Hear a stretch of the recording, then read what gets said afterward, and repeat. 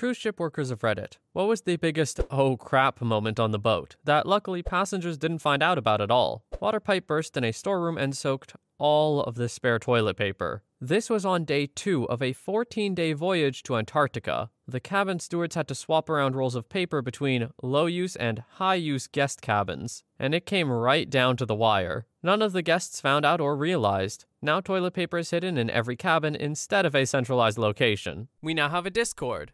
Check out the server in the link in the description. Story 2. I worked on a cruise ship for 3 years. I've got a lot of these kinds of stories, but here's my favorite. Our ship officers got a call from a ship of a completely different cruise line off the coast of Cozumel, Mexico. They found one of our passengers floating in the ocean. He wasn't even near the shore at all, just floating in open water. He was alive and perfectly fine. They reviewed security footage, and in the middle of the night, this guy was drunk on deck 5 and could be seen holding his phone, dancing to music by himself. He then climbed onto one of the lifeboats and did a running jump into the ocean. He left his phone on top of the lifeboat. His body was so fluid from being drunk that he wasn't injured when he hit the water. The cruise ship spotted him and rescued him. His family didn't know he was missing because he had booked a separate room. This guy told the news that a rogue wave pushed him off the side of the ship. He was on deck 5, so the wave would have had to have been 40 feet tall. Don't know what happened after that. The entire crew was talking about it for weeks before it hit the news, though. The only wave that hit this man was the rhythm of the music, and it took him, a little too far. Story 3. Was a passenger who found out. I was on the Costa Serena in January 2012, just cruising around the Mediterranean. Woke up one morning and all of the crew and waitstaff at breakfast were stone cold and depressed looking. They made us do an extra lifeboat drill that morning to all of our confusion. Found out later that day that our sister ship, the Concordia, sank overnight, but didn't have many other details. My now wife wasn't on the trip and didn't know the exact name of the ship I was on, and found out before us. She was terrified till the next morning when I could get onto the ship's computer. We also found out the crew was especially depressed because a lot of them had family on the other ship and very little information. Took a few days, but things got back to fairly normal. I just remembered doing lifeboat drills and thinking they were a waste of time. Learned that lesson.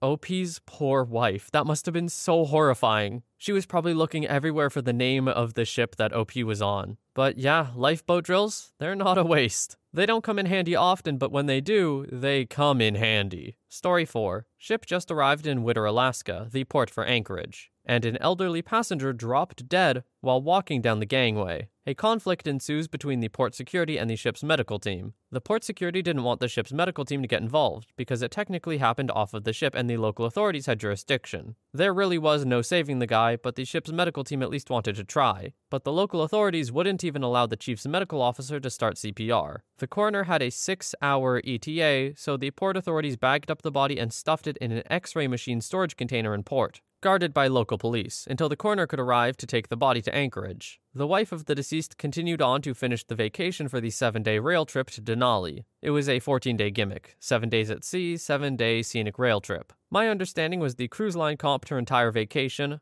arranged for the remains to be returned home at no cost to her, and provided a personal escort/assistant for the remainder of her vacation. Story 5. I was playing a production show, Guitar, was standing on stage with a wireless unit alone to play Purple Rain. And then all of a sudden the house lights came on and the curtains closed. Everyone in the audience looked at me and I ran off the stage. Turns out a sewage pipe burst backstage and there was crap everywhere. Show was cancelled and the passengers never found out why. Story 6. Well, all of the passengers found out. But on a QM2 transatlantic crossing, one of the kitchen staff got drunk one night and hurled himself overboard in the North Atlantic. The ship basically found out the next morning when the first mate kept calling on the ship-wide intercom for him to go to his post. That afternoon, the captain announced what happened, and that the ship was turning around to, with the help of 3 nearby merchant ships, try to search for him. Of course, it was foggy as hell and you couldn't see 100 yards in front of you, but just about everyone was on the railings with binoculars trying to search for the poor guy. A wedding even stopped on board, the whole party out looking once the announcement came that we were in the search area. After, shockingly, nothing was found,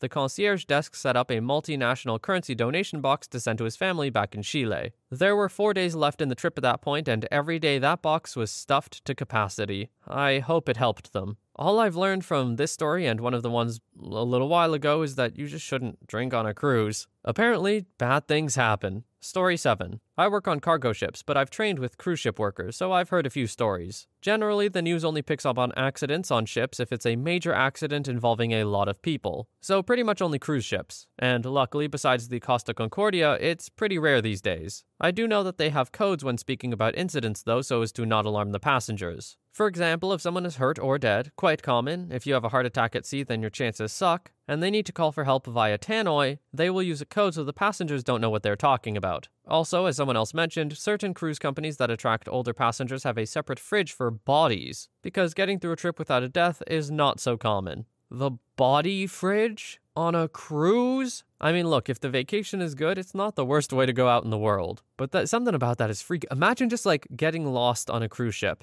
and you open up this freezer or fridge. I don't know why you would, but you do, and there's bodies inside. That would only be, mildly horrifying. Story 8. All of the computer systems run on Windows 7, including all of the automation in the machinery space, security system, fire detection system, etc. When Windows updates, it will restart the computers, as it does with a normal desktop. Unfortunately, it can also take out every computer at the same time, and we're flying blind until it finishes. People may be more worried to hear that there is a hole in the hull, yet they're actually fairly common occurrences in older ships and easily plugged. Fires happen occasionally. The most terrifying was a crankcase explosion. The fire suppression systems are good at extinguishing them quick enough though, so they're not even a concern to the crew, unless Windows is updating at the time. Story 9. I used to be a crew member, and one time a guy working at the front desk jumped overboard after a crew party. He was found a few hours later by the Coast Guard, and everybody was asked to be discreet in order to keep the cruise running smoothly. And everything was fine until the captain came on the PA and said that we were delayed because a crew member jumped overboard. Then, the madness begins. Rumors appear out of nowhere, and the rest of the cruise was pretty much guests asking what had happened the whole time. A lot of crap happens on board. I could write a book, maybe even more than one. Another time, a guy committed self-unalive in his cabin, and his family was on board, including a little girl. But this time it didn't leak to the guests. I saw the family as they were being escorted to the security office. I felt so bad for them. A friend of mine got fired for getting wasted, got pissed, and started peeing all over his cabin while the security guys were there to take care of him. He spent the night in the little jail on board before being dumped the next day in whatever port we were in. Also, every time we had ice cream at the crew restaurant, people would say it was because they had to empty the freezer to put a dead body. Story 10. There are small fires in places like the kitchen that happen somewhat regularly. Most of the time, they're controlled quickly and no one even knows they happened. People drop dead all the time, especially on some of the nicer lines that are basically floating retirement homes. Ironically, it's when there's a survivable medical emergency that guests become aware of it, when they need to do an emergency evacuation either by tender boat or helicopter. One of the ships I worked on, a guest jumped off an open deck while we were at sea. He survived, though. I think he was super drunk more than he was wanting to unalive himself. Norovirus outbreaks happen regularly. That's a literal oh crap moment for some people. Story 11. I was a cruise ship worker for a few years, and on a route between two cities, there was a really bad storm. So, a few minutes after the passengers got off, the storm got so rough that the ship was ripped off the docks and drifted out to sea. Because it takes quite a while to start up the engines, it took some time until we got it back to the harbor. Not really dangerous, but if it had happened while the passengers were deboarding, it could have gone really badly. Story 12. Somebody shot at the navigation bridge of the ship from the shore on my last ship. The bullet bounced off and hit my colleague on the hand. No real damage, but it scared the hell out of her. Ended up going home for a few weeks. While we waited for the local police to come on and investigate and take statements, guests were told we were delaying the departure to take on fresh water. I'm still shocked that never leaked out. Story 13. Can confirm everything here so far. Dead people, missing persons, self-unalivings, crew and passengers busted drug muling, wild crew parties with 60-cent beers and $1 packs of smokes, so much drugs, group banging, etc., breaking the crew/packs mingling rules all the time, fires, man overboards, medical emergencies, helipad evacs. They use codes. Oscar equals man overboard, Bravo means fire, star code means medical emergency. Equipment fails where you drift for an extra day or two, sometimes blamed on ports or weather, other times they are honest. Storms and rough seas, barf bags everywhere and bouncing off walls. Boat drills, crew and passengers twice per week. Hell. Story 14. Someone died. My dad has been working on cruise ships for 30 plus years. And on one specific cruise we were on in 2008, a man who used to be a sailor all his life took his life. He wanted to die at sea. stopped taking his meds, had a small heart attack in the cafeteria but was okay. Then that night he spent the whole evening dancing with his family who he brought on a cruise, and he died the next morning. Had to be kept in the freezers until the next stop in Greece, where his family got off and went back to Hungary. All the other passengers were informed that he went home due to his health issue because it was a very public thing. But he went home for his funeral. They still come back to the ship every year. Also, they lost the anchor once. I contacted my dad for the video and details. We'll update soon. OP did not update this one, so unlucky. Going on a cruise ship and planning to die there? Interesting choice. As long as it doesn't, scar any other passengers, I guess that's fine. I hope he had some good last moments. Story 15. A new guy miscalculated the pool treatment and one of the jacuzzis ended up with a pH less than 2. It was discovered before the area opened, and that one remained netted for the rest of the day while it was balanced. A wiper/painter stood on a small cupronickel black water pipe to reach higher on the bulkhead. Literal oh crap moment from the floor to his knees. If you're pushing 140 revs on the shaft and the ship still won't break 15 knots, check the bulbous bow for whales. Yes, that last tip will be very useful for when I am piloting a cruise ship. Thank you, OP.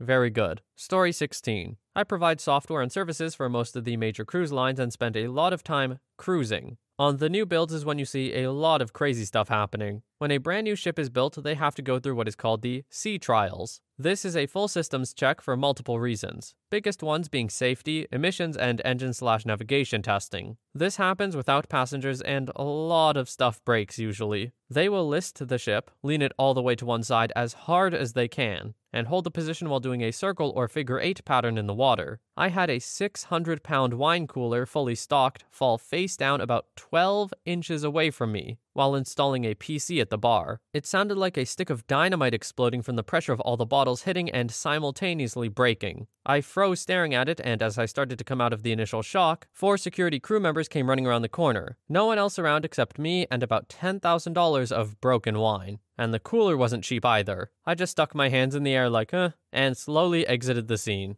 I'm pretty sure if I was standing 1 foot to the right, it wouldn't have been pretty for me. Found out the yard workers forgot to bolt it down, as per protocol. Oops. Another story that comes to mind with passengers, travel agents, and family was the first sailing out of the yard. The ship can hold about 4,500 passengers. She's a big girl and has 5 or 6 massive engines to power it. About 5 hours into the sail away, I heard a loud thump and massive vibrations all around. I was in an empty restaurant and saw plates and cups crashing to the ground from the vibrations. My first thought is to always see how the crew reacts. If they are calm, you can stay calm. If they freak out, you better start moving. I could see some concern, but they continued on with their business. So I followed their lead and continued doing my work too. About 3 to 4 hours after that, another loud thump and even more vibrations. Then, silence. After speaking with a few crew members, found out we lost 2 engines on the initial incident, and now we just lost the rest. Whatever the reason was, we lost complete propulsion and this beast of a ship was going to go wherever the ocean wanted it to. Passengers were notified that we will be running late, but to continue having fun and drinks were on the house. No other info was given, smart to avoid panic. About 12 hours later, a helicopter was on the scene. It was dropping down crates of engine parts, and a short time after that, we had propulsion again. And passengers had no idea why we were delayed, and didn't seem to care. Story 17. A passenger went missing and nobody could find him for a couple days. It turns out he had unalived himself in the fan room, so everyone had been sucking dead guy air for a while. We definitely kept that one under wraps. That's the only one that the crew kept secret, but I have some crazy and fun stories about working on ships in general. I was a musician and one time a guest entertainer. A fly-on act who joins the ship for a cruise to perform one show thought he was frickin' Freddie Mercury and threw out his Digipack CDs like ninja stars into a completely dark house. It ended up clocking some old woman a ½ inch below the eye, and she had to go to medical. The husband wrote the cruise director a very threatening letter, basically saying, "My wife almost went blind, so I strongly suggest you give us a free steak dinner." I would usually be hungover, so I'd drink during the day to get over it. I'd go out into port and get smashed and come back. On turnaround days where a new group of passengers arrive, we have to take attendance and do a life jacket demonstration. I was so drunk one time I threw up in the stairwell as passengers were coming in. I somehow didn't get fired or even reprimanded, even though everything I puked up was straight liquid and smelled caustically like booze. We all have small cabins in close proximity to each other. We usually keep a spare key under our nameplates in case we lock ourselves out by accident. One night I woke up to a fellow musician who didn't have a shirt on, peeing into my wastebasket in the corner. He was so drunk he thought my cabin was his, and he got the key from behind the nameplate and just decided to pee into the closest hole. OP, you are lucky that your mouth was not the closest hole there. If there were no wastebasket in that room for some reason, it was over. Story 18. I haven't worked on a cruise, but I did go on a Disney cruise in February. Obviously, we knew this happened since I can tell the story. As an aside, the cruise was amazing, and even though Disney cruises cost more, ours was entirely done with rewards points. The ship never had lines for anything, and the staff was beyond incredible. Anyway, a small electrical fire broke out in a cabin down the hall from us. It's jolting being woken up on a cruise by a general alarm and opening the cabin door to see a crewman sprinting down the hall with a fire extinguisher. The ship's captain quickly walked past as well, with a couple officers flanking him. A few minutes later, they had crew stationed throughout the ship's halls, explaining to everyone what had happened and that everything was fine. The family that had been in the cabin got moved elsewhere, and at the next port, it seemed like they brought in extra people to clean the floor to remove the smell. It was mild anyway. Fires on ships are scary, and the response is always immediate and probably proportionally larger than it needs to be.